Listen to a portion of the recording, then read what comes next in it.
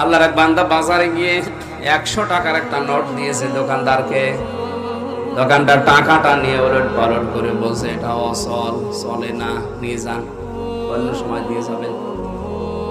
আল্লাহর এই বুজুর্গ বান্দা কথাটা শোনার পরে অজ্ঞান হয়ে গেছে। লোকজন এসে বলছে আপনি এই লোককে মেরেছেন? না, আগে ওর হুঁশ ফেরা। বাতাস দিয়ে পানি দিয়ে যখন হুঁশ ফিরে এসেছে বলে আপনি সেন্সলেস হয়ে গেলেন কেন? আল্লাহর এই বুজুর্গ বান্দা ডাক দিয়ে বলে দেখো ওই লোকটা আমাকে মারে নাই, বকাও দেয় নাই, শুধু টাকাটা ফেরত দিয়েছে।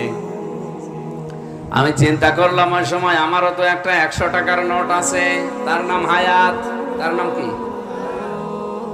আমার এই 70, 80, 90 বছরের হায়াত এখনই যদি মারা যায়, মহান আল্লাহ যদি আমার হায়াতটা উলট পালট করে দেখে বলে বান্দা এটা অচল, চলে না,